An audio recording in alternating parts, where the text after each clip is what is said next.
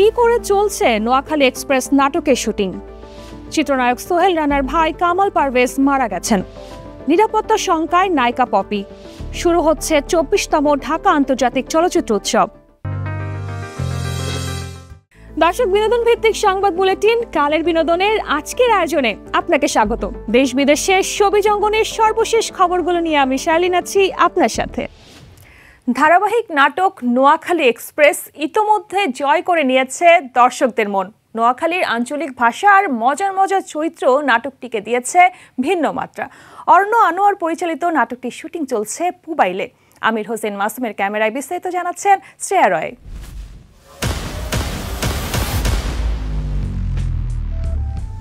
ভালো রেসপন্স পাচ্ছি আর কি। আশা করি অনেকগুলো পর্ব হলে তখন আর কি বাকিটা বুঝতে পারবো যে কেমন সাড়া পাচ্ছে আমাদের নতুন ধারাবাহিকটি।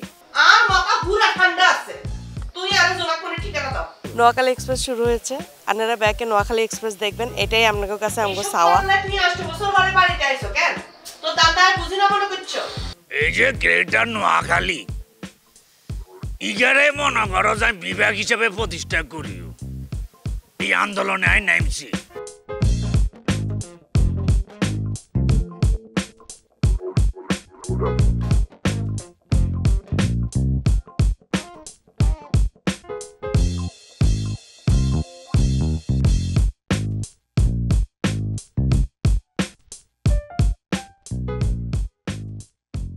এইটার প্রতি আন্তরিকতাটা খুব বেড়ে গেছে এই অল্প কয়দিনে।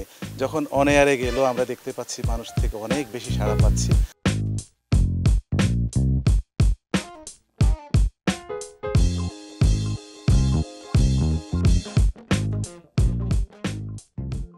কাজ করে অনেক ভালো লাগছে এবং আমার ডিরেক্টর যিনি আছেন অরণ্য আনোয়ার ভাইয়া, তিনি হচ্ছে একদম লাইন বাই লাইন ডায়লগগুলো আমাদেরকে বুঝিয়ে শিখিয়ে দেন, ডায়লগগুলো আমাদেরকে ডেলিভারি দিতে হচ্ছে। আমরা এভাবে কাজ করে যাচ্ছি।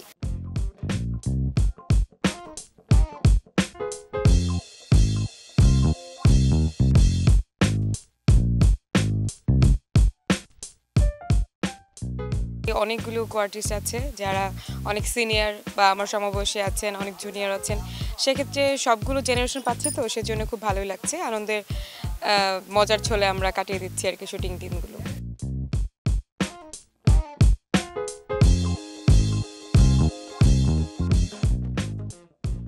নোয়াখালী এক্সপ্রেসের কাজ করার অভিজ্ঞতা অনেক ভালো। আশা করি আমরা এই নাটক নিয়ে বহুদূর এগিয়ে যেতে পারবো। 6 বছর পরে একটা ধারাবাহিক নাটক করতে এসেছি। আমার আশা তো অনেক বড় কিছু। দর্শক যদি গ্রহণ করে তাহলে নিশ্চয়ই অনেক ভালো জায়গায় যাবে। আশা করি দর্শকের উপরই সবকিছু নির্ভর করছে।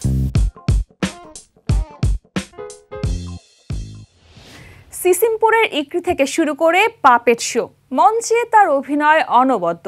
নাটক সিনেমায়ও তার অভিনয়ের প্রশংসা সবার মুখে মুখে। এবার টানা 3 দিন দর্শকদের সামনে উপস্থিত হয়েছিলেন মঞ্চ নাটক সিদ্ধার্থ নিয়ে, যা শেষ হলো 21 নভেম্বর। বিস্তারিত থাকছে সাজি ইসলামের প্রতিবেদনে।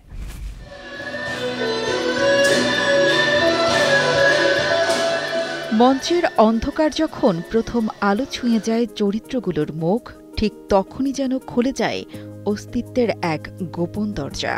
শুরু হয় এক নদীর স্রোত, যে নদী দর্শককে বয়ে নিয়ে যায় গৌতম বুদ্ধের নয়, বরং মানুষের ভেতরের সে গোপন সিদ্ধার্থের দিকে।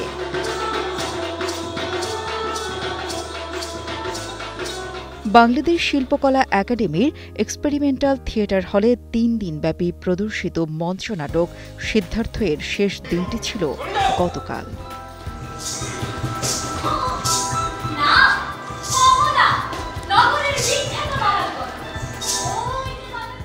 নোবেলজয়ী সাহিত্যিক হেরবান হেসের লেখা উপন্যাসটির নাট্যরূপ ও নির্দেশনা দিয়েছেন জাহাঙ্গীরনগর বিশ্ববিদ্যালয়ের নাটক ও নাট্যতত্ত্ব বিভাগের শিক্ষক রেজা আরিফ।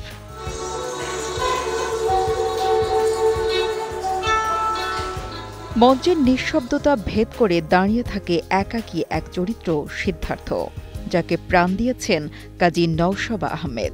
নারী হয়েও পুরুষ চরিত্রে অভিনয়, তার কাছে এটি শুধু অভিনয় নয়, বরং আত্মার গভীরে প্রবেশ করার একটি দরজা। যেহেতু সিদ্ধার্থ নামটা শুনলেই বুঝতে পারছেন যে একটি পুরুষ চরিত্র, কিন্তু যখন আমাকে কাস্টিং করা হয় তখন আমি স্যারকে জিজ্ঞেস করেছিলাম যে আমি কেন সিদ্ধার্থ। তখন উনি আমায় বলেছিলেন সিদ্ধার্থ আপনার কাছে কি? তখন আমি বলেছিলাম অনুভূতি। তো তখন উনি আমাকে বলেছিলেন অনুভূতির কি কোনো লিঙ্গ হয় কিনা। সো এরপর থেকে আসলে সিদ্ধার্থকে যত দিন যাচ্ছে তত বেশি আমি বোঝার চেষ্টা করছি। তাকে খুব সহজে বোঝা যায় না। মানে সিদ্ধার্থ এমন কোনো চরিত্র নেই যে আপনি একবারই তাকে বুঝে ফেলবেন। আমার মনে হয় আমার শেষ নিঃশ্বাস পর্যন্ত আমি ওনাকে বোঝার চেষ্টাটাই করে যাব, এবং এটাই আমার কাছে আনন্দের। মঞ্চ জুড়ে নেই বাহুল্য, তবু আছে অনুভূতির প্রবল স্পন্দন। আলো যেন কখনো ধ্যান, কখনো অস্থিরতা। অনিক কুমারের আলো পরিকল্পনা মঞ্চকে সাজিয়েছে যেন বধির নিচের ছায়ায়। জিনাত জাহান নিশা ও নুসরত জাহান জিসার পোশাকে, আর সাদমান রাব্বি অন্তর ও SM মাহফুজুর রহমানের সুর যেন নদীর টান, পথের ধ্যান আর অন্তর্গত এক অবিরাম সংলাপ। জার্মান ঔপন্যাসিক হেরমান হেসের সিদ্ধার্থ অবলম্বনে আমরা এটা মঞ্চে এনেছি। নোবেলজয়ী ঔপন্যাসিক, বিখ্যাত উপন্যাস সারা পৃথিবীতে। গৌতম বুদ্ধের ঠিক জীবনই নয়, কিন্তু গৌতম বুদ্ধের ব্যক্তিগত জীবন, মানে গৌতম বুদ্ধের যে উজ্জ্বলের কথা আমরা জানি, তার আড়ালে যে তার একটি ব্যক্তিগত জীবন ছিল, সেই ব্যক্তিগত জীবনটাকে অনেকটা ধরা হয়েছে সিদ্ধার্থ চরিত্রের ভেতর দিয়ে। এরকম লিজেন্ডারি পার্সোনেল যখন দর্শক সারিতে বসে থাকেন, তখন সেটা মানে অভিনয় করার সময়ও একটা পাওয়া যায় যে আচ্ছা হায়াত আঙ্কেল অভিনয়টা দেখছেন, তাহলে খুব সুন্দরভাবে করতে হবে, বা কোনো জায়গায় কোনো ফাঁকি দেওয়া যাবে না। অনেক সময় হয় না অভিনেতাদের মধ্যে একটু ফাঁকিবাজির টেন্ডেন্সি ঢুকে যায়, আচ্ছা এই ডায়লগটা এমন করে দিয়ে বেরোয় গেলাম, কিন্তু সেইটা হয় নাই। কাছে বলবো যে বিস্ময়কর, অসাধারণ। বহুদিন পর একটা ভালো নাটক দেখলাম। আর মঞ্চের যে পরিশ্রম, যেটা আমরা করে অভ্যস্ত ছিলাম, আগে করতাম তো মঞ্চে, আজকে আবার নতুন করে সেই অনুভবটা পেলাম, খুব ভালো লাগলো। দুর্দান্ত একটি প্রোডাকশন দেখলাম, নৈপুণ্যের ছাপ ছিল যা নির্দেশকের, আর একটা জীবনের একটা উপলব্ধি, একটা চমৎকার দর্শনের ভিতর দিয়ে গেছে নাটকটি। যারা পারফর্মার ছিলেন প্রত্যেকে যার যার জায়গায় একেবারে শতভাগ দিয়েছে। পুরো প্রযোজনাতে সবচেয়ে যেটা দেখার মতো ছিল নিষ্ঠা এবং পরিশ্রমের ছাপ। শুরু থেকেই নাটকটি দর্শকের মনোযোগ কেড়ে নেয়। টিকিট না পেয়ে ফিরেও যেতে হয়েছে অনেক দর্শককে। 3 দিন ব্যাপী এ মঞ্চায়ন দর্শকের মনে রেখে গেছে অজস্র প্রশ্ন আর হয়তো কিছু উত্তরও। কারণ সিদ্ধার্থ শেষ হয় না মঞ্চে, শেষ হয় দর্শকের ভেতরে এক নতুন প্রশ্ন নিয়ে, এক নতুন উপলব্ধি নিয়ে।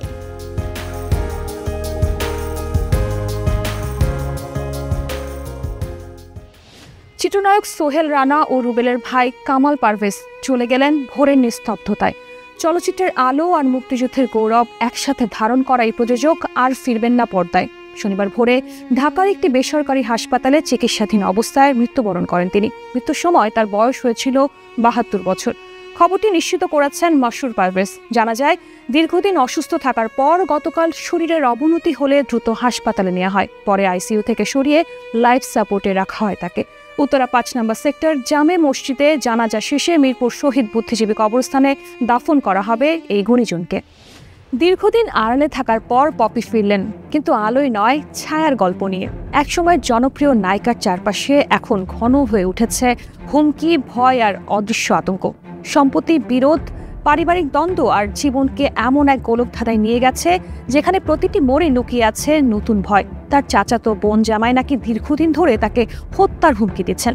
পরিস্থিতি এতটাই নিয়ন্ত্রণের বাইরে যে বড় চাচার মৃত্যু সংবাদ পেয়েও খুলনায় যেতে পারেননি পপি। কারণ নাকি স্পষ্ট, সেখানে গেলেই নাকি তিনি আর ফিরবেন না। 2007 সালে কেনা জমি দখল না পাওয়া, ভয়ভীতি, রাজনৈতিক প্রভাব সব মিলিয়ে পপির চারপাশে যেন অদৃশ্য এক চাপ। নিজের নিরাপত্তা নিয়ে তিনি এখন প্রশাসনের জরুরি সহায়তা চাইছেন। ঢাকায় ফের জমে উঠতে যাচ্ছে বছরের সবচেয়ে বড় সিনেমার মাহেন্দ্রক্ষণ। 10 থেকে 18 জানুয়ারি পর্যন্ত বসছে 24তম ঢাকা আন্তর্জাতিক চলচ্চিত্র উৎসব, যেখানে একসাথে হাজির হবে 91 দেশের 267টি চলচ্চিত্র। এবারের উৎসবে যেন এক বিশাল সিনেমার ভুবন। Asian cinema, spiritual films, women film makers, wide angle, Bangladesh panorama, cinema of the world, children's film, short and independent সহ মোট 9টি বিভাগে চলবে ছবির কার্নিভাল। শুধু তাই নয়, থাকছে মর্যাদাপূর্ণ 12th Dhaka international conference on women in cinema এবং গল্প স্ক্রিপ্ট ভিশনের জমজমাট চতুর্থ West midst it's screen play lab, প্রদর্শনী, মাস্টার ক্লাস, তারকা পরিচালক অতিথির আনাগোনায় উৎসবকে রঙিন করতে প্রস্তুত কেওক্রাডাং বাংলাদেশ। সত্যি কয়েকদিনের জন্য সিনেমার রাজধানী হয়ে উঠতে চলেছে ঢাকা। দর্শক, এই মুহূর্তে নিয়ে নিচ্ছি ছোট্ট একটি বিরতি। ফিরে এসে জানবো অভিনেতা থেকে দাবাং 4-এ পরিচালক সালমান খান, শুটিংয়ে আহত শ্রদ্ধা কাপুর, 44 সেকেন্ডে স্টার কে এই ভাইরাল গার্ল, সোনাম কাপুরের বেবি বাম ভাইরাল। একমাত্র স্মার্ট সিটি বসুন্ধরা, আধুনিকতায় এক ধাপ এগিয়ে। বিরতির পর আবারও স্বাগত কালের বিনোদনে। শোবিজ দুনিয়ার আরো খবর নিয়ে সাথে আছি আমি শার্লিন। বড় চমক, এবার শুধু অভিনয় নয়, নিজেই ক্যামেরার পেছনে দাঁড়াচ্ছেন বলিউডের ভাইজান সালমান খান। গুঞ্জন নয়, এবার সূত্র মারফত জানা গেল দাবাং 4-এর পরিচালনায় আসছেন ভাইজান নিজেই। ফ্র্যাঞ্চাইজির ইতিহাসে এই বিশাল পরিবর্তন কেন, দেখুন তারতিবা ফারুহির প্রতিবেদনে। বলিউডের জনপ্রিয় ফ্র্যাঞ্চাইজি দাবাংয়ের চতুর্থ কিস্তির ঘোষণা আসার পর থেকেই চলছিল নানা জল্পনা। এবার সেই জল্পনায় নতুন মাত্রা যোগ করল আনন্দবাজারের এক খবর। প্রযোজক আরবাজ খানের হাত থেকে সরে এবার নাকি সরাসরি পরিচালনার ভার নিচ্ছেন সালমান খান নিজেই। ফ্র্যাঞ্চাইজিটির সঙ্গে যুক্ত এক ঘনিষ্ঠ সূত্র এই খবর নিশ্চিত করেছে।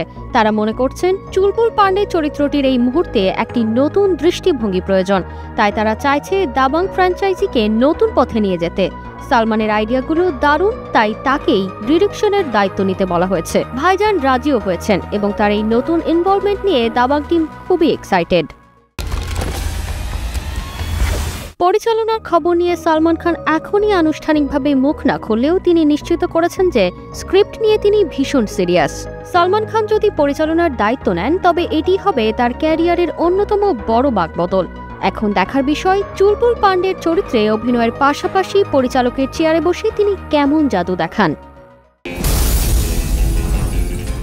অভিনেতা, প্রযোজক এবং এবার পরিচালক নতুন রূপে সালমান খানের দাবাং 4 কবে ফ্লোরে যায় সেই অপেক্ষায় এখন গোটা বলিউড। সময়টা ভালো যাচ্ছে না শ্রদ্ধা কাপুরের। মুম্বাইয়ে 252 কোটি টাকার মাদক মামলায় নাম জড়িয়েছে অভিনেত্রীর ভাই সিদ্ধান্ত কাপুরের। ইতিমধ্যে শ্রদ্ধার ভাইকে তলব করেছে মুম্বাই পুলিশ। এবার নিজেও বিপাকে পড়লেন শ্রদ্ধা। শনিবার শুটিং সেটে নাকি আহত হন অভিনেত্রী। চোট কতটা গুরুতর? অভিনেত্রী এই মুহূর্তে ব্যস্ত মারাঠি ছবি ইথা নিয়ে। সেখানে লাভলি নৃত্যের একটি দৃশ্যে শুটিং চলাকালীন বা পায়ের গুরুতর চোট পান অভিনেত্রী। সঙ্গে সঙ্গে বন্ধ করতে হয় শুটিং। ভারতীয় বিভিন্ন গণমাধ্যম থেকে জানা যায়, ভারী শাড়ি, প্রচুর পরিমাণে গহনা আর তার সঙ্গে ভারী কোমর বন্ধনী, সব মিলিয়ে প্রায় 15 কেজি। নাচতে নাচতে কোমর বন্ধনী খুলে পড়ে যায় এবং তাতেই শ্রদ্ধার পায়ে চোট লাগে। এই ঘটনার পর তড়িঘড়ি মুম্বাই ফিরে আসেন অভিনেত্রী। ঠোঁটে সিগারেট, পরনে শার্ট প্যান্ট, গলায় স্কার্ফ, পাহাড় ঘেরা সবুজ উপত্যকায় চিকিরি চিকিরি গানের তালে প্রাণ ঢালা নাচ। সপ্তাহখানেক ধরে এমন ভিডিও ছড়িয়ে পড়েছে সোশ্যাল মিডিয়ায়। তবে সবচেয়ে বেশি ভাইরাল হয়েছেন নেপালি এক তরুণী। সবার মুখে প্রশ্ন একটাই, কে এই ভাইরাল গার্ল? বিস্তারিত মিষ্টি খাতুনের ডেস্ক রিপোর্টে।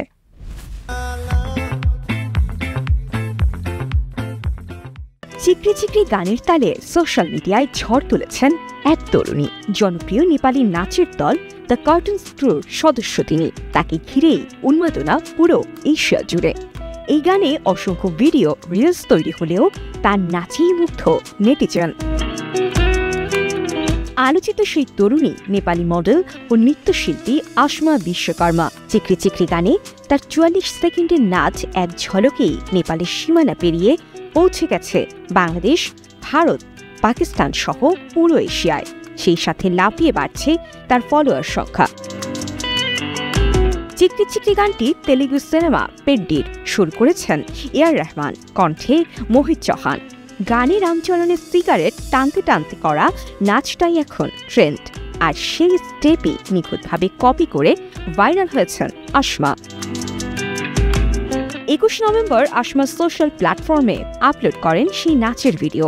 পাহাড়ি লোকেশন, নিখুঁত অভিব্যক্তি আর রামচরণ স্টাইলের স্টেপ সব মিলিয়ে মুহূর্তেই হয়েছে ভাইরাল। এক সপ্তাহে ভিডিওটির ভিউ ছুঁয়েছে 7 কোটির ঘরে। বলিউড অভিনেত্রী জাহ্নবী কাপুরও মুগ্ধ আসমার নাচে। 13 নভেম্বর আসমার ভিডিওটি শেয়ার করেন নিজের ইনস্টা স্টোরিতে। এরপর থেকেই আসমার জনপ্রিয়তা আরও আকাশ ছোঁয়া। ট্রেন্ডি যেন এখন তার সফলতা। সাজিয়া ইসলাম, কালের কণ্ঠ। বলিউডের স্টাইল আইকন সোনম কাপুর আবারও মাতৃত্বের আলোয় উদ্ভাসিত। দ্বিতীয়বার মা হতে চলেছেন তিনি। সম্প্রতি সোশ্যাল মিডিয়ায় শেয়ার করা নতুন ছবিতে প্রকাশ করেছেন বেবি বাম্প। লং কোট ও স্কার্টে সোনমের সেই গ্ল্যামারাস লুক মুহূর্তেই হয়েছে ভাইরাল। বলিউডের স্টাইল আইকন সোনম কাপুর আবারও মাতৃত্বের আলোয় উদ্ভাসিত। দ্বিতীয়বার মা হতে চলেছেন তিনি। সম্প্রতি সোশ্যাল মিডিয়ায় শেয়ার করা নতুন ছবিতে প্রকাশ করেছেন বেবি বাম্প। লং কোট ও স্কার্টে সোনামির সেই গ্ল্যামারাস লুক মুহূর্তেই হয়েছে ভাইরাল। সোনামির সেই পোস্টের ক্যাপশনই ছিল মাত্র একটি শব্দ, মা। আর এই শব্দেই যেন জড়িয়ে হাজারো অনুভূতি। আর কয়েক মুহূর্তেই ভাইরাল হয় বেবি বাম্পের সেই ছবি। অনুরাগীদের ভালোবাসায় ভরে যায় তার কমেন্ট বক্স। অভিনেত্রীর পোস্ট করা সেই ছবি রিপোস্ট করেন স্বামী আনন্দ আহুজা। কমেন্টে মজা করে লেখেন ডাবল ট্রাবল, অর্থাৎ দ্বিতীয় ঝামেলা। এই রসিক মন্তব্য ঘিরেই শুরু আলোচনা। নেটিজেনদের নানা মন্তব্যে ভাসছে নেট দুনিয়া। ভক্তদের একাংশ আবার বলছেন সোনামের লুক যেন অনেকটা স্মরণ করিয়ে দেয় প্রয়াত প্রিন্সেস ডায়নার আইকনিক ফ্যাশনকে। পরিপাটি পোশাক, নরম রং আর অভিজাত উপস্থিতি। 2018 সালে আনন্দ আহুজার সঙ্গে বিবাহ বন্ধনে আবদ্ধ হন সোনাম।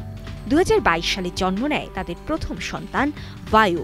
চলতি বছরের আগস্টেই বায়ুর 3য় জন্মদিন উদযাপন করেন তারা। বলিউডে সোনামের যাত্রা শুরু হয় সঞ্জয় লীলা বানসালির সাওয়ারিয়া দিয়ে। রণবীর কাপুরের বিপরীতে সবশেষ তাকে দেখা গেছে 2023 সালের ক্রাইম থ্রিলার ব্লাইন্ডে। বর্তমানে তিনি স্বামী সন্তান নিয়ে সময় কাটাচ্ছেন পরিবারের সঙ্গেই। দর্শক, সময় হলো আরও একটা ছোট্ট বিরতির। ফিরে এসে জানবো শীতের পোশাকের যত্ন নেওয়ার সহজ পদ্ধতি। নখের হলুদ দাগ দূর করবেন যেভাবে। একমাত্র স্মার্ট সিটি বসুন্ধরা, আধুনিকতায় এক ধাপ এগিয়ে। বিরতির পর আবারও স্বাগত কালের বিনোদনে। শোবিজ দুনিয়ার আরো খবর নিয়ে সাথে আছে আমি শার্লিন।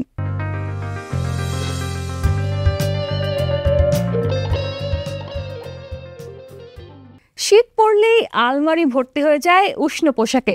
সোয়েটার, কোট, শাল, জ্যাকেট, গ্লাভস আর মাফলার। এগুলো নরম ছোঁয়ায় ঠান্ডা দিনে যেমন আরাম মেলে, ঠিক তেমনি সামান্য ভুল যত্নে নষ্ট হয়ে যেতে পারে প্রিয় পোশাকগুলো। তাই কিছু সহজ নিয়ম মেনে চললেই এই শীতের জামা কাপড় থাকবে নতুনের মতো।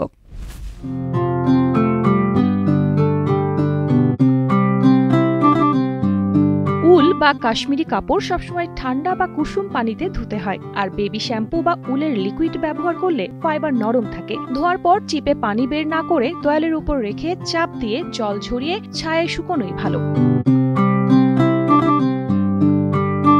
আয়রন করার সময় কম তাপ ও স্ট্রিম নিরাপদ। চাইলে পাতলা কাপড়ের তলে দিয়েও আয়রন করা যায়। সোয়েটার ও কার্ডিগান হ্যাঙ্গারে ঝুলিয়ে নয়, সমতলে বিছিয়ে শুকিয়ে পরে ভাঁজ করে রাখতে হয়। এতে আকৃতি ঠিক থাকে। যদি ফাজ জমে, লিন্ট রিমুভার বা টেপ দিয়ে সহজে তুলে ফেলা যায়। জ্যাকেট ও কোট ঘন ঘন ধোয়ার প্রয়োজন নেই। ব্যবহার শেষে ব্রাশে হালকা ধুলো ঝেড়ে নিলেই চলে। ভিজে গেলে ছায়ায় শুকাতে হয়, কারণ রোদে রং ফিকে হয়ে যায়। গন্ধ তৈরি হলে ড্রাই ক্লিন করানো ভালো। আর মৌসুম শেষে কভার ব্যাগে রেখে সংরক্ষণ করলে দীর্ঘদিন ভালো থাকে।